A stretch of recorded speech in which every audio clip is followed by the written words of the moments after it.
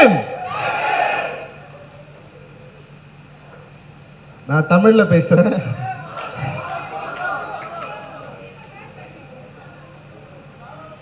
ரொம்ப சந்தோஷம்.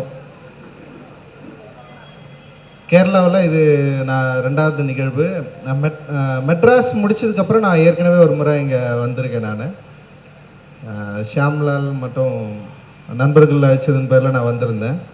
அப்புறம் இந்த நிகழ்வுக்கு நான் வரேன். ஏன்னா சமீபத்தில் வந்து கேரளா வந்து மிக முக்கியமான ஒரு மாநிலமாக மாறிடுச்சு. ஏன்னா சபரிமலை இஷ்யூக்கு அப்புறம் வந்து இங்கே ஒரு அறிவிக்கப்படாத ஒரு எமர்ஜென்சி இருக்கிறதா நான் வந்து எனக்கு நினைக்க தோணுது. அதனாலேயே நான் கேரளாவுக்கு வரணும் அப்படின்னு யோசித்தேன். நான் பொதுவாக இந்த நிகழ்வில் நான் கலந்துக்கிறதுல நான் ரொம்ப பெருமைப்படுறேன். ஏன்னா மாதவிடாய் மென்சஸை வந்து புனிதம் அப்படின்ற ஒரு இடத்துல நம்ம கொண்டு வந்து நிறுத்துகிற ஒரு அற்புதமான ஒரு நிகழ்வாக, ஒரு பியூரிட்டியாக மாற்றுற இந்த இடத்த வந்து நான் கலந்துக்கிறதுல நான் ரொம்ப பெரிய மகிழ்ச்சி அடைகிறேன். முதல்ல என்னை இன்வைட் பண்ணதுக்கு இந்த குழுவுக்கு வந்து மிகப்பெரிய நன்றியை நான் தெரிவிச்சுக்கிறேன். இங்கே நிற்கிறதுக்கு ரொம்ப பெருமையாகவும் இருக்குது. ஏன்னா இன்றைக்கி இந்த போராட்டம் அப்படின்றது வந்து வெறுமனே இன்றைக்கி வந்து இது ஸ்டார்ட் ஆகலை. கிட்டத்தட்ட வந்து இந்தியா என்ன சொல்கிறது, தன்னாட்சி அதிகாரத்தை நோக்கி நகர்றப்பவே வந்து இந்த மாதிரியான பிரச்சனைகள் ஸ்டார்ட் ஆகிடுச்சு. கிட்டத்தட்ட இந்திய சுதந்திர போராட்டத்துக்கு அப்புறம் 1948 கிட்டத்தட்ட வந்து புரட்சியாளர் அம்பேத்கர் வந்து இந்து கோட் பில்லை வந்து பாஸ் பண்ணுறாருல, அப்பத்திலிருந்து பெண்களுக்கான சுதந்திரம் சமத்துவம் கோருவது அப்படின்றது வந்து இந்தியாவில் மிக முக்கியமான ஒன்றா மாறுச்சு. புரட்சியாளர் அம்பேத்கர் தன்னுடைய சட்ட அமைச்சர் பதவியில் இருக்கிறப்போ நிகழ்த்தப்பட்ட மிக முக்கியமான தாக்கப்பட்ட மிக முக்கியமான பில் தான் Hindu code bill. Hindu code bill அப்போ வந்து ரொம்ப முக்கியமாக இருந்தது. அதே காலகட்டத்தில் இந்து கோட் பில்லுக்கு எதிராக மிக தீவிரமாக எதிராக போராடினவர்கள் தான் இன்றைக்கி இருக்கிற அந்த ஆர்எஸ்எஸ் குரூப்பு அப்படின்னு நம்ம வந்து ஈஸியாக புரிஞ்சுக்கலாம். நம்ம அந்த காலகட்டத்தில் இருந்தே கஸ்டம்ஸ் அண்ட் யூசேஜ் பிலீவ்ஸ் இதை தொடர்ந்து ஒரு மரபாக இங்கே வந்து நம்ம வந்து இது மரபு வழியில் இருக்குது, இந்த மரபை உடைக்கக்கூடாது. இது எல்லா காலகட்டத்திலையும் இந்த கஸ்டம்ஸை வந்து நம்ம வந்து தொடர்ந்து கொண்டு போயிட்டே இருக்கணும். இந்து கோட் பில் வந்து அப்பீல் பண்ணால், இந்து கோட் பில்லை அக்சஸ் பண்ணால் இங்கே இருக்கிற இந்து மனு தர்மத்துக்கு அது மிகப்பெரிய எதிராக மாறிடும். இந்து கோட் பில்லை தாக்கல் செய்ததுக்கப்புறம் புரட்சியாளர் அம்பேத்கரை அவங்க எந்த அளவுக்கு மோசமாக விமர்சித்தாங்கன்னா, அம்பேத்கர் ஒரு புதிய மனு அப்படின்னு சொன்னாங்க. இந்தியாவின் மிக மோசக்காரன் தான் அம்பேத்கர் அப்படின்னு சொன்னாங்க. இங்க இருக்கிற இந்து தர்மத்தை, இங்க இருக்கிற இந்து மனு சாஸ்திரத்தை எதிர்த்து பேசக்கூடிய ஒரு அரக்கன் அப்படின்ற அளவுக்கு வந்து புரட்சியாளர் அம்பேத்கரை வந்து வடிவமைச்சாங்க. அந்த மோசமான காலகட்டத்தில் இருந்து அப்போ ஸ்டார்ட் பண்ணது தான் பெண்களுக்கான சுதந்திரம், சமத்துவம், சம உரிமை. ரொம்ப முக்கியமான காலகட்டம் அது. அந்த காலகட்டத்தில் ஆர்எஸ்எஸ் எந்த அளவுக்கு வந்து அம்பேத்கரை எதிர்த்தார்களோ அதே அளவுக்கு, ஏன்னா அந்த டைமில் வந்து திரு வல்லபாய் படேல் இருந்தார், திரு நேரு இருந்தார். இவங்க எல்லாருமே கூட ஏதோ ஒரு வகையில் வந்து தங்களுடைய ஆட்சி அதிகாரத்தை கைவிடாமல் இருப்பதற்காக ஏதோ ஒரு வகையில் இந்து கோட் பில்லுக்கு எதிராக தான் நின்னாங்க. ஆனால் புரட்சியாளர் அம்பேத்கர் எந்த நிலையிலையும் இந்து கோட் பில்லுக்கு தாக்கல் செய்துவிட்டு அதை பின்வாங்காமல் தொடர்ந்து போராடிக்கிட்டே இருந்தார். அந்த போராட்டத்தின் விளைவாக அந்த கோட் பில்லை தாக்கல் செய்ய முடியலன்ற வெறுப்படைந்து மிக மன உளைச்சல் அடைந்து பெண்களுடைய சுதந்திரத்துக்காக முதல்ல தன்னுடைய சட்ட அமைச்சர் பதவியை ராஜினாமா செய்தவர் புரட்சியாளர் அம்பேத்கர் மட்டும்தான். ஃபர்ஸ்ட் டைம் பெண்களுடைய சமத்துவத்துக்கும், பெண்களுடைய சுதந்திரத்துக்கும், பெண்களுடைய உரிமையை நிலைநாட்டுவதற்கும் ஃபர்ஸ்ட் டைமா தன்னுடைய இந்தியாவில் சுதந்திரத்துக்கு அப்புறம் உருவாக்கிய சட்ட அமைச்சகத்தில் பொறுப்பாக இருந்த புரட்சியாளர் அம்பேத்கர் பெண்களின் நலன் கருதி, சமத்துவம் கருதி தன்னுடைய முதல் பதவியை ராஜினாமா செய்தார். அவர் கேட்டது ஒண்ணுமே இல்லை. திருமண சடங்கு வந்து ஒரு தார திருமண சடங்கு, அதில் வந்து சாதி ஒழிப்பை உள்வைக்கிறது, அப்புறம் சொத்துரிமை, அப்புறம் விவாகரத்தை கோருது. ரொம்ப சிம்பிளான விஷயம்தான். அதுக்கு முன்னாடியே வந்து கருத்தடை சம்பந்தமான மிகப்பெரிய டிஸ்கஷன் நடந்துட்டு இருந்தது. 1938 இந்தியாவில் வந்து கருத்தடையை வந்து பெண்களுக்கான சுதந்திரத்தை வந்து உண்டு பண்ண. ஆனால் ஒவ்வொரு முறையும் பெண்களுக்கான சுதந்திரத்தை முன்வைக்கும் போது ஆர்எஸ்எஸ் மிக தீவிரமாக இந்து சனாதன அந்த கொள்கையின்படி இது பெண்களுக்கு எதிரானது, எப்படி பெண்களுடைய சுதந்திரத்தை பற்றி பேசுகிறப்போ அது பெண்களுக்கு எதிரான ஒரு செயல்னு சொல்லிட்டு மிக மோசமாக பெண்களை அவங்களுடைய உரிமைக்கு எதிராகவே போராட வச்சாங்க. ஏன்னா கோல்வாக்கர் வந்து திட்டம் சொல்கிறப்ப என்ன சொல்கிறாருன்னா வந்து இந்து மதத்தை காப்பாற்றக்கூடிய புனிதர்களாக பெண்கள் என்றும் இருக்க வேண்டும் சொல்கிறாரு. இந்து மதங்களுடைய அந்த சடங்கை ரிச்சுவலை தொடர்ந்து பின்பற்றக்கூடிய மிக முக்கியமான அவங்க இந்த கோட்பாடை உடைக்க விடாமல் இருப்பதற்கு பெண்கள் தான் தீவிரமான ஆளுமைகளாக வந்து ஆர்எஸ்எஸ் இன்னைக்கு வரைக்கும் நம்புது. அதனால தான் இன்னைக்கு வந்து சபரிமலை கோயிலுக்குள்ள வந்து பெண்கள் நுழையக்கூடாது என்பதற்காக பெண்கள் போராடிட்டு இருக்காங்க. இது எவ்வளவு பெரிய முரண் இது.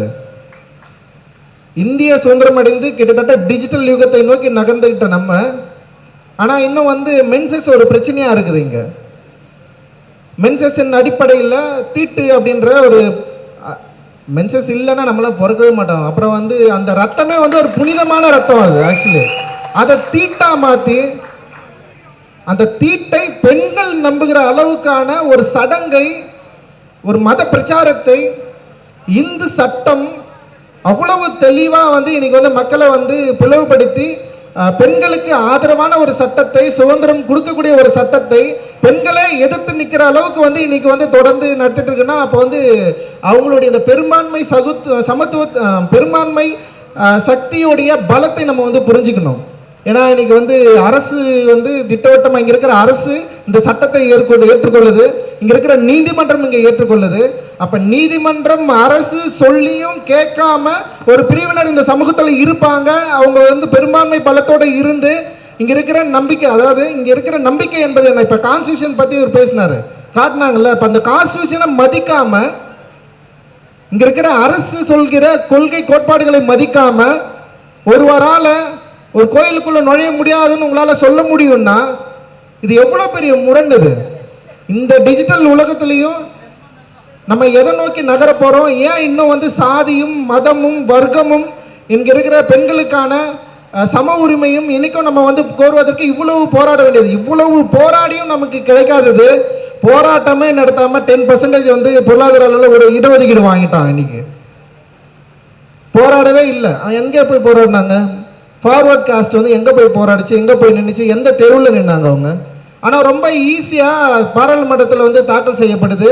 பொருளாதார அடிப்படையில் வந்து 10% இடஒதுக்கீடை வந்து ரொம்ப இயல்பாக வந்து எடுத்துகிட்டு போய் இன்றைக்கி வந்து சட்டமாகறதுக்கு முயற்சி செஞ்சுட்டு இருக்காங்க. ஆனால் நம்ம இவ்வளவு போராடியும் நமக்கான உரிமைகள் இன்னும் கிடைக்கவே இல்லை.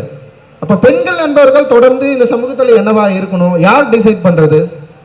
இப்போ நம்ம எல்லாருமே இங்கே கூடி இருக்கிறோம், ஆண்களும் இருக்கிறோம், பெண்களும் இருக்கிறோம். ஆனால் பெண்கள் ஏன் தொடர்ந்து இந்த சமூகத்தில் வந்து நிர்பந்திக்க ஒரு என்ன சொல்கிறது ரொம்ப மோசமான அடிமைத்தனத்துக்குள்ளே வச்சிருக்கிற ஒரு சமூகமாக ஏன் நம்ம பார்க்கணும்? ஏன் இதை வந்து தொடர்ந்து இப்படியே வச்சுட்டு இருக்கிறாங்க? ஏன் நம்முடைய மனநிலை இன்னும் மாறாமலே இருக்குது? ஏன் பெண்களே வந்து பெண்களுக்கு எதிராக போராடணும்? மதம், அப்போ மத நம்பிக்கை என்பது எவ்வளவு மோசமாக இருக்குது. இங்கே திரும்ப திரும்ப நம்மளை வந்து பேக்வேர்டு தள்ளிகிட்டே இருக்குது. பிற்போக்குத்தனத்தில் பின்னாடி நம்ம போயிட்டே இருக்கிறோம். நம்ம எப்போ ஃபார்வேர்டாக திங்க் பண்ண போகிறோம், ஃபார்வேர்டாக போகிறோம். அப்போ கூட இங்கே பாருங்கள், ரொம்ப முக்கியமானது என்னன்னா பெரும்பான்மை சமூகம் அவங்க சமூகத்துக்குள்ள வந்து தேவைப்படுகிற சட்டத்தை ரொம்ப வந்து அனாயசமாக பாஸ் பண்ணி ஏற்றுக்கிறாங்க. அவங்களுக்கு தேவை ஒரு சட்டம், ஒரு தேவைன்னா அந்த சட்டத்துக்கு எந்த எதிர்ப்புமே இல்லாமல் ரொம்ப இயல்பாக எடுத்துக்கிறாங்க. ஆனால் இங்கே இருக்கிற இந்திய பாரம்பரிய மரபு என்பதே சாதியாகவும் மதமாகவும் இருக்கிறப்போ அந்த சாதிக்கும் மதத்துக்கும் ஏதாவது ஒரு பங்கம் வருதுன்னா உடனே வந்து அதை எதிர்த்து இங்கே இருக்கிற ஒன்றாக இருக்கிற மக்களை செப்பரேட் பண்ணி நீ வேற நான் வேற அப்படின்னு பிரித்து நான் வந்து மதவாதி, நீ இந்துவே இருந்தாலும் வந்து நான் இந்துக்குள்ள நான் வந்து பெரும்பான்மை சமூகமாக இருக்கிறேன், இந்த கோயிலுக்குள்ளே போகிற உரிமை எனக்கு மட்டும் தான் இருக்குது, பெண்களுக்கு கிடையாது அப்படின்னு மோசமாக சித்தரித்து உடனே செப்பரேட் பண்ணி நம்மளை பிரிக்கிற வேலையை தொடர்ந்து இங்கே இருக்கிற அரசு திட்டமிட்டு செஞ்சுட்டே இருக்கு. ஆனால் இது எதை நோக்கி போக போகுதுன்னா இந்திய பாராளுமன்ற இப்போ ஓட்டு வந்து வரப்போகுது, தேர்தலை ஒட்டி இது வந்து நிகழ்த்திட்டு இருக்கிறாங்க. அவங்களுக்கு ஏதாவது ஒரு லாபி இருந்துகிட்டே இருக்கு. அவங்களுக்கு ஏதாவது ஒரு பிரச்சனை தேவைப்படுதுன்னா இப்போ வந்து இப்போ 4 மாநில தேர்தலில் வந்து மிகப்பெரிய தோல்வி அடைஞ்ச உடனே இந்த இஷ்யூவை சீரியஸ் ஆகுறாங்க. இப்போ கேரளாவை கேப்சர் பண்ண ட்ரை பண்ணுறாங்க. இதே மாதிரி தமிழகத்தை கேப்சர் பண்ண ட்ரை பண்ணுவாங்க. இந்த மாதிரி தொடர்ந்து மக்களை பிரித்தாளும் சூழ்ச்சியில் தங்களுடைய மரபு என்று சொல்லி, தம்முடைய கஸ்டம்ஸ் என்று சொல்லி, தம்முடைய என்ன சொல்றது பிலீஃப்ஸ் என்று சொல்லி நம்முடைய மக்களை பிரிக்கிற வேலையை தொடர்ந்து செஞ்சுக்கிட்டே இருக்கிறாங்க. இப்படி தொடர்ந்து செஞ்சுக்கிட்டே இருந்தாலும் நம்ம என்ன பண்றோம்? நம்ம குடும்பத்தில் பெண்களுடைய நிலைமை என்னவா இருக்குது? நம்ம குடும்பத்திலோட பெண்கள் ரோல் என்னவா இருக்குது? பெண்கள் ஈக்குவலாகவே இல்லை. முதல்ல வந்து நம்முடைய குடும்ப நிறுவனமே வந்து ஈக்குவாலிட்டி கிடையாது. குடும்பமே வந்து ஒரு இன்இக்குவாலிட்டி சிஸ்டம். அது குடும்ப நிறுவனத்தில் நம்ம எங்கேயாவது வந்து சரிசமமாக எல்லாருமே உட்காந்து பேசியிருக்கிறோமா? ஃபஸ்ட்டு நம்ம எல்லாருமே சரிசமமா? ஃபஸ்ட்டு குடும்ப நிறுவனத்தில் அந்த ஃபேமிலி சிஸ்டமே வந்து ஒரு இன்இக்குவாலிட்டி சிஸ்டம். அம்மா அப்பாவுக்கு அடிமையாக இருக்கணும், மகள் வந்து அண்ணனுக்கு, அதாவது அண்ணன் தங்கைக்கு அடிமையாக இருக்கணும். இல்லை அக்காவே இருந்தாலும் அக்காவுக்கு தம்பி வந்து அவன் தம்பிக்கு அக்கா வந்து அடிமையாக இருக்கணும். ஒரு குடும்பத்தில் கூட வந்து நம்மளால் வந்து ஒரு ஈக்குவாலிட்டியை ஃபாலோ பண்ண முடியாத ஒரு இந்திய மரபு அப்படின்றது வந்து நமக்குள்ளே இன்இக்குவாலிட்டியை தொடர்ந்து புகுத்திட்டே வர இந்த சூழலில் தான் இங்கே தான் இப்போ டிஜிட்டலாக நம்ம வந்து பெரிய ஒரு பயங்கர ப்ரோக்ரெசிவாக முன்னோக்கி போகிறோம். இந்த டிஜிட்டலாக நம்ம வந்து எல்லாருமே வந்து மேம்பட்டவர்களாக மாறிட்டோம். இது வந்து இந்தியா வந்து வல்லரசாக மாறிட்டு இருக்குது. அணு ஆயுதத்தில் வந்து மிக முக்கியமான நாடாக மாறிட்டு இருக்கு. நம்ம எல்லாருமே வந்து ரொம்ப ப்ரோக்ரெசிவாக முற்போக்கானவர்கள், ஃபார்வர்ட் கம்யூனிட்டி அப்படின்னு பேசிருக்கிறது இந்த சமயத்தில் தான் தொடர்ந்து பெண்களுக்கு எதிரான உரிமை, பெண்களுக்கு எதிரான பாதுகாப்பு, பெண்களுக்கு எதிரான அந்த சமத்துவம் அப்படின்றது வந்து இங்கே ஒன்றுமே இல்லாமல் தொடர்ந்து உடைக்கப்பட்டு நொறுக்கப்பட்டு வந்துக்கிட்டே இருக்கு. இப்போ இதை நம்ம எப்படி வந்து சரி பண்ண போகிறோம் அப்படின்றது வந்து ரொம்ப முக்கியமானதாக நான் நினைக்கிறேன். தொடர்ந்து இங்கே இருக்கிற பிரிவினைவாதிகளுக்கு நம்ம வந்து பலியாகி கொண்டிருக்கிறத முதல்ல ஸ்டாப் பண்ணணும். எப்படி ஸ்டாப் பண்ண முடியும்னா வந்து இங்கே மிக முக்கியமாக பேசப்படுற கொள்கைகளும் கருத்துக்களும் என்னவா இருக்குது? முதல்ல நம்ம ஒன்றா இருக்கிறோமா? இப்போ வந்து தமிழகத்தில் வந்து பெரியார் வந்து மிக தீவிரமான பெண்ணுரிமை கருத்துக்களை வந்து தீவிரமாக பேசுகிறவர். குறிப்பாக வந்து பெண்கள் குழந்தை பேறுதலே வந்து அவர் வந்து வேணான்னு சொல்கிறார். அவர் முதல்ல வந்து பெண்கள்னா மிஷின் ஆவன், எத்தனை குழந்தை பெற்றுட்டே இருக்கணுமா? அவன் முதல்ல வந்து அந்த உரிமையை பெண்கள் எடுத்துக்கிட்டணும். முதல்ல குழந்தை பெற்றுக்க முடியாதுன்னு சொல்லிட்டு பெண்கள் வந்து தைரியமாக பேசணும்னு சொல்லிட்டு பெரியார் பேசியிருக்கிறார். இந்திய சுதந்திர போராட்டத்துக்கு காலகட்டத்துக்குமே மிக முக்கியமான உரையை ஆற்றிருக்கார் அவர். இப்போ அந்த அளவுக்கு வந்து தமிழகத்தில் பெரியாருடைய மூவ்மெண்ட் அதிகமாக இருந்தாலுமே கூட இன்றைக்கும் வந்து பெண்கள் மீதான தாக்குதல்கள், வன்முறைகள் மிக அதிகமாக இருக்குது. வெறுமனே தமிழ்நாட்டில் மட்டுமே இல்லாமல் எல்லா இடத்துலையுமே வந்து பெண்களுக்கு எதிரான வன்முறை, பெண்களுக்கு எதிரான சமத்துவம் இன்மை, இது எல்லாமே வந்து தொடர்ந்து போயிட்டே இருக்கிற இந்த சூழலில் தான் நம்ம வந்து இந்த மாதிரியான கூட்டத்தை வந்து நிகழ்த்திட்டு இருக்கிறோம். யார் அவர்கள் நமக்கு எதிராக எந்த பேரை சொல்கிறாங்களோ, இது நீங்கள் தீட்டுன்னு சொன்னால் நாங்கள் இது புனிதம்னு சொல்கிறோம். புனிதம் அவ்வளோதான். தீட்டுன்னு சொல்கிறோம். இது வந்து பியூரிட்டி. இந்த பியூரிட்டியிலேருந்து உங்களால் வந்து ஒன்றுமே பண்ண முடியாது. எவ்வளோ பெரிய மிக முக்கியமான ஒரு நிகழ்வாக அது இருக்குதுன்னா, இந்தியாவில் இன்னைக்கு வரைக்கும் வந்து பெண்கள் மீதான மிகவும் தொடுக்கப்படுற அந்த வன்முறைக்கு எதிராக இந்த தீட்டு அப்படின்ற சொல்லாடலை புனிதம் அப்படின்ற மாற்றுறது தான் மிக முக்கியமான வேலையாக நான் வந்து பார்க்குறேன். இந்த தீட்டு எவ்வளோ மோசமாக போயிட்டு இருக்குன்னா, சமீபத்தில் கஜா புயல் வந்து தமிழகத்தை வந்து தாக்குச்சு. அப்போ வந்து ஒரு 13 வயசு குழந்தைவ பூ பெய்திருக்கா. அப்போ அந்த டைம் தான் ஏஜ் அட்டன் பண்ணியிருக்கிறா, பூ பெய்திருக்கிறா. ஆனால் அந்த சிஸ்டம் அந்த கஜா புயலில் கூட அவளை வந்து வீட்டுக்கிட்டு வெளியே ஒரு தோட்டத்தில், ஒரு தென்னை மர தோட்டத்தில் அவளை வந்து தங்க வச்சிருக்கு. அந்த கஜா புயலில் அவள் அந்த தென்னை மரம் சாய்ந்து அந்த குழந்தை இறந்து போயிருக்கு. இதை விட மோசமான ஒரு பிற்போக்குத்தனம் நமக்கு இருக்குமா? இன்னும் எத்தனை நாள் இது தொடர்ந்து இருக்கவே போகுது? நம்ம இன்னும் எத்தனை நாள் இதை வந்து நகர்த்து கொண்டு போயினே இருக்க போகிறோம்? ஆனால் நமக்கு முன்னாடி நமக்கு மிகப்பெரிய ஆளுமைகள் இங்கே வந்து ஒர்க் பண்ணியிருக்காங்க. யார்? புரட்சியாளர் அம்பேத்கர் இருக்கிறாரு, இங்கே மார்க்ஸ் இருக்குது, பெரியாரிசம் இருக்குது, மிகப்பெரிய தத்துவங்கள் இருக்குது. ஆனால் இவ்வளவு தத்துவங்களும் இவ்வளவு காலம் போராடி இருக்கிற இதே சமயத்தில் தான் ஆர்எஸ்எஸ் மிக தீவிரமாக நம்மளை பிரித்து கொண்டே இருக்குது. ஆர்எஸ்எஸ் மிக தீவிரமாக பிற்போக்குத்தனங்களை நமக்குள்ள சொல்லிவிட்டு பெண்களுக்கு எதிராகவே பெண்களை வந்து நிறுத்துது. பெண்களுக்கு எதிரான போக்குகளை பெண்களுக்கு எதிராகவே நகர்த்த வேண்டிய வேலையை தொடர்ந்து திட்டமிட்டு செஞ்சுட்டு இருக்குது. அப்படி இருக்கிறப்போ நம்முடைய சொந்த சகோதரிகள் கிட்ட, நம்முடைய சொந்த குடும்பத்துக்கிட்ட இந்த சிஸ்டத்துக்கு எதிராக நம்ம என்ன பேச போகிறோம்? குடும்பத்தில் இருக்கிற இன்இக்வாலிட்டியை தகர்க்காம நம்ம வந்து மற்ற வெளியில் வந்து பேசுறதுல எந்த பிரயோஜனமே இல்லைன்னு நான் நினைக்கிறேன். முதல்ல குடும்பத்தில் இருக்கிற இன்இக்வாலிட்டியை நம்ம எப்போ தகர்க்க போகிறோம்? அங்கே இருக்கிற சிஸ்டமே இன்இக்வாலிட்டியாக இருக்கு.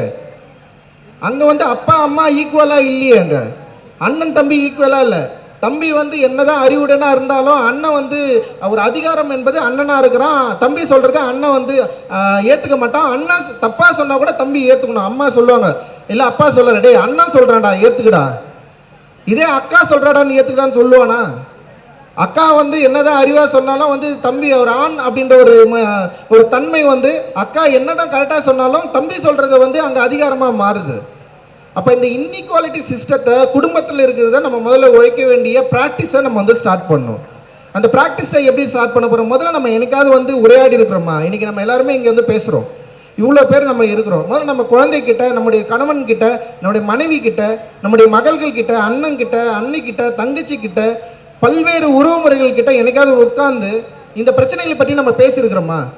தனிநபராக ஒரு முடிவு எடுப்போம். தனிநபராக ஒரு முடிவு எடுத்து நமக்கு ஒரு நட்பை தேடிப்போம், நம்ம 4 பேர் கூடுவோம், பேசுவோம். ஆனால் குடும்பத்தில் போனதுக்கப்புறம் நம்ம என்ன பண்ணுறோம்னா திரும்பவும் இருக்கிற அந்த இன்இக்வாலிட்டி சிஸ்டத்துக்குள்ளே நம்ம ஒரு ஆளாக போய் நிற்கிறோம். நான் போயிட்டு நம்ம அம்மா கிட்ட நம்ம பேசுகிறதே இல்லை. அம்மா சொல்கிற இந்த சடங்கு வழிபாட்டு முறையை வந்து வேணான்னு சொல்லிட்டு நம்ம என்னைக்காவது கேட்டிருக்கிறோமா? திருமண உறவு முறையில் இருக்கிற அந்த சாதி ரூட்டை நம்ம என்னைக்காவது கட் பண்ணியிருக்கிறோமா? சடங்கு வழிபாட்டு, தெய்வ வழிபாட்டில் இருக்கிறத நம்ம என்னைக்காவது நம்ம கட் பண்ணி விட்டுருக்கிறோமா? புரட்சியாளர் அம்பேத்கர் சொல்றாரு, உன்னை காப்பாற்ற எந்த கடவுளும் வரமாட்டாருன்னு சொல்றாரு. முதல்ல வந்து மற்றவர்களை கடவுளா ஆக்குறதை நிறுத்துன்றாரு. இன்னொருத்தர் நீ எதுக்கு கடவுளா மாத்துற? உன்னுடைய என்ன சொல்றது, உன்னுடைய மன வலியை போக்குவதற்கு இன்னொருத்தனை நீ ஏன் எதிர்பார்க்கிற? முதல் நீ அதுக்கு வேலை செய்ய, உன்னுடைய வலியை நீ பேசுன்னு சொல்றாரு. அப்போ நீ ஒருத்தனை கதாநாயகா மாத்துற வேலையே பண்ணாத. அப்படி பண்ணலன்னா முதல்ல நீ சுய உணர்வு அடிப்படையில் சுய விமர்சனத்துக்கு உட்பட்டு நீ என்னவா இருக்கிறன்றது நீ எனக்காவது பேசி பார்த்துருக்கிறியா? குறைந்தபட்சம் உன் நண்பனிடம் நீ வெளிப்படைத்தன்மையாக இருந்திருக்கிறியா? நான் தலித் என்பதை நான் வந்து என்னுடைய நண்பனிடம் பேசி டிஸ்கஸ் பண்ணுற மாதிரி நீ யார்கிட்டயாவது பேசியிருக்கிறியா? உன்னுடைய பிரச்சனையை உன் கூட இருக்கிற ஒரு சக நான் தலித் கிட்ட, இல்லை சக ஆண் கிட்ட, ஒரு பெண் சக ஆண் கிட்ட பேச முடியாததை நீ எப்படி பொது வழியில் பேசி நீ அதை சரி பண்ண போற? நீ யாராவது கூட இருக்கிறவங்க கிட்ட உன்னால பேசி சரி பண்ண முடியலன்னா நீ பொது வழியில் யார்கிட்ட பேசி என்ன பண்ண போற? ஸ்டேட் வந்து நீ பேசுறதை கேட்டுருமா? இல்லை இங்கே இருக்கிற வந்து ஆர்எஸ்எஸ்லோ இல்லை வந்து இங்கே இருக்கிற வந்து அதிகார அமைப்புகளோ நீ பேசுறதை கேட்குமா? கேட்கவே கேட்காது. ஸ்டேட்டில் உன் அப்பா இருக்கிறாரு, இல்லை உன் ஆர்எஸ்எஸ் அமைப்பில் உன் அண்ணன் இருக்கிறான். ஆனால் நீ உன் குடும்பத்தில் ஒருத்தனா இருக்கிற, நீ வெளியே வந்து இங்கே போராடிட்டு இருக்கிற. நீ எங்கே போராடணும்? ஃபஸ்ட்டு உன்னுடைய குடும்பத்தில் இருக்கிற உறுப்பினரை நீ முதல்ல வந்து பேசி அவங்கள சரி செய்ய முடியுமா உன்னால்? தயவுசெய்து நீங்கள் எல்லாரும் இதை வந்து யோசிக்கணும். ஃபஸ்ட்டு நம்மளுடைய ஃபேமிலி சிஸ்டம் இப்படி எப்படி இன்இக்வாலிட்டியாக இருக்குது, ஹையரார்கி எப்படி வந்து சப்போர்ட் பண்ணுது, இந்த ஃபேமிலி சிஸ்டத்தை எப்படி வந்து நம்ம டெஸ்ட்ராய் பண்ணலாம், இந்த ஃபேமிலி சிஸ்டத்தை உடைக்கிறதுக்கான வேலை என்ன பண்ணலாம்? என்னுடைய தீட்டை, என்னுடைய மாதவிடாய் வலியை என்னுடைய தம்பி எப்போ உணர்வான்? நம்முடைய சொந்த சகோதரன் நம்முடைய வலியை உணர்வானா? அதுவே வந்து பயங்கரமாக நம்ம என்ன பண்ணோம்னா அது ஒரு என்ன சொல்கிறது, அதை தீட்டுன்ற மனநிலையை நம்மளை என்ன பண்ணோன்னா, பொதுவாக விளம்பரங்களில் நீங்கள் வந்து பார்க்கலாம், பெண்களை வந்து இந்த மாதவிடாய் சம்மந்தமான விளம்பரங்களை பார்க்குறப்போ வந்து அவங்கள ரொம்ப அன்ஈஸியாக காட்டி அதை வந்து ரொம்ப மோசமான ஒரு பார்க்குறப்பே வந்து சி அப்படின்ற மாதிரி சொல்கிற மாதிரியே அவனுடைய காட்சிப்படுத்துதல் இருக்கும். என்னைக்காவது இதோட பிரச்சனையே நம்ம ஓப்பனாக நம்ம பேசியிருக்கிறோமா? இப்போ இவ்வளோ பெரிய நிகழ்வு இந்தியாவிலே வந்து இங்கே தான் மாதவிடாய்க்காக நடந்துட்டு இருக்குது. இதுவே ஒரு முக்கியமான மூவாக நான் பார்க்குறேன். நான் மிக முக்கியமான ஒரு வடிவமாக இது இருக்க, முக்கியமாக கலை இலக்கிய ரீதியாக இந்த மென்சஸ் பிரச்சனையை இது வந்து ரொம்ப பாசிட்டிவாக அப்ரோச் பண்ணுறதே வந்து ரொம்ப நல்ல விஷயமா நினைக்கிறேன். டெஃபினட்டாக இது இந்தியா முழுக்க கொண்டு போகணும்னு நான் நினைக்கிறேன். நான் அப்போ தான் இது வந்து இதோட தெளிவு நமக்கு வந்து பிறக்கும். இல்லைன்னா இன்னும் நம்ம வந்து தீட்டு, இப்போ வந்து 2 பெண்கள் உள்ளே போயிட்டு வந்ததுக்கப்புறமும் வந்து தீட்டு கழிக்கிறாங்கல்ல, கோயிலை வந்து சுத்தம் படுத்துறாங்கல்ல, அந்த மாதிரி நம்முடைய குடும்பங்களை தொடர்ந்து சுத்தப்படுத்திக்கிட்டே இருக்கணும். நம்முடைய மூளை அழுக்கேறிய மூளையாக இருக்குது. உன்னுடைய வரலாறு என்பதே நீ எழுதவே இல்லை. உன்னுடைய வரலாறை இங்கே இருக்கிற சூழ்நிலைகள் எழுதுது. அப்போ அந்த சூழ்நிலை எழுதுறப்ப ஏற்கனவே இருக்கிற அழுக்கு உன் தலைமையில் ஏறி உட்காந்து நீ அந்த அழுக்கையே எழுதிட்டு இருக்கிற. உனக்கு டிஃபரன்ஷியேட் தெரியல, நீ யாரோ இருக்கிறன்னே உனக்கு புரியல. முதல்ல உன்னுடைய பிரச்சனை என்னன்னே தெரியல. இன்னைக்கு வந்து என்னன்னா ரியாக்ஷனரி பாலிடிக்ஸை நம்ம தொடர்ந்து செஞ்சுக்கிட்டே இருக்கிறோம். இன்றைக்கி ஒரு பிரச்சனை வருதுன்னா, இப்போ வந்து என்னென்னா இவ்வளோ நாள் வந்து சபரிமலை கோயிலுக்குள்ளே வந்து பெண்கள் போகலாமா இல்லையான்றது யாராவது யோசிச்சிங்களா? ஒரு சட்டம் வந்தவொடனே உடனே அதை பற்றி நம்ம வந்து யோசிக்கணும். அதுக்கு முன்னாடி வரைக்கும் நம்ம என்ன பண்ணோம்? கிட்டத்தட்ட 1958 இல்லை 60 நினைக்கிறேன், பாம்பேயில் தடை வாங்கியிருக்கிறாங்க இந்த சட்டத்தை. அது வரைக்கும் இன்னைக்கு வரைக்கும் இந்த தொடர்ந்து இந்த சட்டம் வந்து இப்போ தான் வந்து 5 பேர் கொண்ட நீதிபதி குழு வந்து இந்த சட்டத்தை நமக்கு சாதகமாக தீர்ப்பளிச்சிருக்கிறாங்க. இவ்வளவு காலம் பெரிய போராட்டத்துக்கு அப்புறம் கிடைத்த ஒரு சட்டம், ஆனால் அமல்படுத்த முடியல. அரசு ஆதரவு இருந்தும் அமல்படுத்த முடியல, பெரும்பாலான மக்கள் ஆதரவு இருந்தும் அமல்படுத்த முடியல. அப்போ பிரச்சனை யார்கிட்ட இருக்கு? சமூகம் சார்ந்த பிரச்சனையா இருக்குங்க, மக்கள் கிட்ட தான் பிரச்சனை இருக்கு. ஒரு அரசு ஆதரவோட, சட்டத்தின் ஆதரவோடையே இங்க இருக்கிற சட்டத்தை அமல்படுத்த முடியலன்னா அப்ப எந்த எதிர்பார்ப்பை வைத்துக்கொண்டு நம்மளாம் இங்க வாழ முடியும்? எந்த எதிர்பார்ப்பு நமக்கு இருக்கும்? குறைந்தபட்ச எதிர்பார்ப்பு இன்னுமே இல்லாம தொடர்ந்து சிக்கலுக்குள்ள இருக்கிற ஒரு சமூகமாகவே நம்ம மாறிட்டு இருக்கிறோம். இந்த கோயில் நுழைவு இருக்குதுல்ல, இதுவே மிகப்பெரிய ஒரு மோசமான ஒரு திட்டம் தான் நான் நினைக்கிறேன்.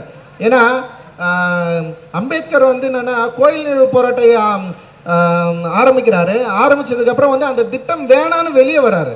காரணம் என்னன்னா, நாங்கள் இந்துக்கள் அல்லன்னு சொல்லிட்டு அந்த திட்டத்தை வெளியே வரப்போ காந்தி அவருடைய இயக்கமும் என்ன பண்ணுதுன்னா கோயில் நுழைவு போராட்டத்தை காங்கிரஸ் திட்டமிட்டு எல்லா பகுதிக்கும் கொண்டு போகுது. ஏன்னா அவங்களுக்கு ஒரு பயம், தலித்கள் இந்துக்களை விட்டு வெளியே போயிடுவாங்க. அப்போ வெளியே போயிட்டா அவங்க இந்து மதத்திலிருந்து வெளியே போயிட்டா ஒரு பெரிய ஒரு புரட்சியை இங்கே நிகழ்த்த வேண்டி இருக்கும். அதுக்கு நம்ம இடம் அளித்திடக்கூடாது. அப்போ அதுக்காக என்ன பண்ணுறதுன்னா காங்கிரஸே திட்டமிட்டு கோயில் நுழைவு போராட்டத்தை ஏற்படுத்துது. அதே தான் இன்றைக்கும் நடந்துட்டு இருக்குது. கோயிலில் நுழையவே கூடாதுன்னு நம்ம பேசுவோம். கோயிலில் நுழையறன்றதுனால தான் பதட்டம் வரோம். நீ கோயிலில் நாங்கள் நுழைய மாட்டோம்னு சொல்லிப்பாரு, கதவை திறந்து விட்ருவோம், உள்ளே வாங்கன்னுவோம். எல்லாரும் உள்ளே வாங்க, நாங்கள் கோயில் கதவை திறந்து விட்டோம், நாம் எல்லாரும் ஒன்றுன்னு சொல்லுவோம். நம்ம கோயிலில் நுழையிறோம்னு சொன்ன உடனே அவன் கதவை மூடிக்கிறான். இது ஒரு விதமான விளையாட்டு, நம்மளை வச்சு விளையாடிக்கிட்டே இருக்கிறான். இப்போ கோவிந்த் என்ன பண்ணுறாரு, குடியரசுத் தலைவர் கோவிந்த் ஒரு கோயிலுக்குள்ளே போகிறாரு, அவர் விட மாட்டேன்றாங்க. அவர் வெளியே உட்காந்து சாமி கும்பிட்டு வர்றாரு. ஏன் அவர் அந்த இடத்துல சண்டை போட்டிருக்கலாம். நான் இந்த கோயில்களை என்னை விடாதனால நான் இந்து கோயில்களுக்குள் எதையும் நான் நுழைய மாட்டேன்னு சொல்லிட்டு அவர் பேசியிருந்தாருன்னா இன்னைக்கு வேற ஒரு சேஞ்ச் நடந்திருக்கும்ல. மாற்றம் நிகழ்வதற்கான சூழலை நோக்கி நம்ம நகரணும். அதுதான் ரொம்ப முக்கியமானது. நம்ம எல்லாருமே திரும்ப இந்து மதம் என்பதே அடிப்படையில் பிற்போக்குத்தனத்தை உடையதாக இருக்கிறப்போ அதுக்குள்ள நம்ம ஏன் இருக்கணும் நம்ம யோசிக்க வேண்டிய தேவை இருக்கு. ஒரு பெண்களை, சக உயிரை எப்படி ஒரு கடவுள் உள்ள வரக்கூடாதுன்னு சொல்லுவாரு? கடவுளுக்கு எல்லாருமே பிள்ளைகள் தான். கடவுளுக்கு எல்லாருமே பிள்ளைகள் தான். அப்போ பிள்ளை என்ன பண்ணுவாங்க? கடவுள் எல்லாரையும் உள்ளவான்னு தானே சொல்லுவார். உண்மையிலே கடவுள் பேசும் திறனை உடையவராக இருந்தால் டெஃபினட்டாக தன்னுடைய குழந்தைகளை எல்லாரும் உள்ள வாங்கன்னு சொல்ல போகிறாரு. ஆனால் அப்படி நடக்கவே இல்லையே இன்னும் இங்கே. அப்போ எந்த கடவுளை நோக்கி நம்ம காத்திருக்கிறோம்? எந்த கடவுள்கிட்ட நம்ம எதிர்பார்த்து நம்முடைய உரிமைகள் கிடைக்கும் நம்ம காத்துட்டு இருக்கிறோம்? நம்முடைய உரிமைகளை நாம தான் பெற வேண்டும். வேற யாரும் நமக்காக போராட மாட்டாங்க, வேற யாரும் நமக்காக வரமாட்டாங்க. புரட்சியாளர் கருத்துப்படி கடவுளை எதிர்பார்க்காதீர்கள், கடவுளை உருவாக்காதீர்கள் சொல்றாரு. கடவுளே தேவையில்லை, உன்னுடைய உரிமையை நீ தான் முன்னாடி நின்று ஃபைட் பண்ணி வாங்கணும்னு சொல்றாரு. அப்படி நம்முடைய உரிமையை மிக தீவிரமாக இளைஞர்கள் தங்களுடைய குடும்பத்திலிருந்து பேச வேண்டிய தேவை இருக்கு.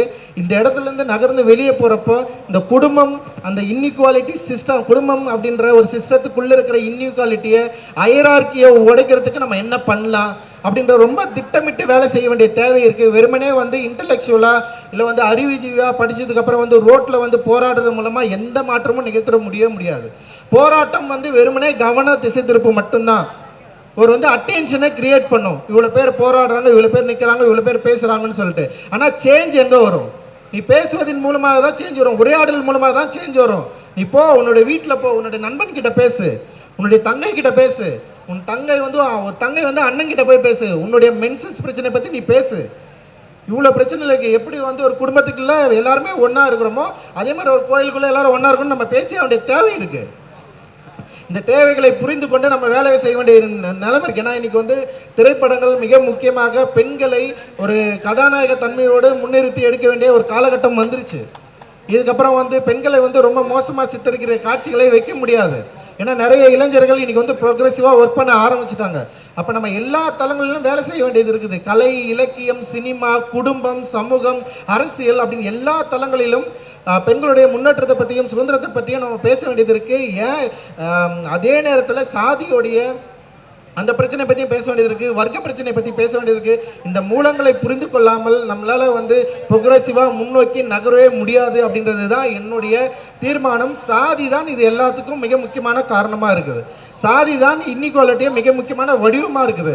சாதி தான் இங்கே எல்லா ஹைரார்க்கியோட சிஸ்டத்தோடைய மிக முக்கியமான பிளாட்ஃபார்மாக இருக்குது. அப்போ சாதியோட இன்இக்வாலிட்டியை, அந்த பார்ப்பனிய தன்மையின் சூழ்ச்சியை புரிந்து கொள்ளாமல் நம்மளால் ஒன்றாக முடியாது, எந்த பிரச்சனைக்கும் தீர்வு காண முடியாது. தீர்வு காணணும்னு நினச்சோன்னா முதல்ல நம்மை நாம் யார் என்று புரிந்து கொள்ள வேண்டும். கடவுளை நோக்கி நகர்வதை புறந்தள்ளிவிட்டு நம்முடைய மனதில் சுய சிந்தனையுடன் சுய எழுச்சியுடன் போராட வேண்டிய தேவை இருக்கிறது. நாம் இங்கிருந்தே இந்த மிக முக்கியமான இந்த நிகழ்வுக்குள்ளிருந்தே இந்த தீட்டை புனிதமாக்குற வேலையை மிக அற்புதமாக செய்கிற இந்த தோழர்களிடமிருந்தே நம்முடைய வேலையை ஆரம்பிப்போம். என்னை அழைத்ததற்கு மகிழ்ச்சி. ஜெய் பீம், ஜெய் பீம்.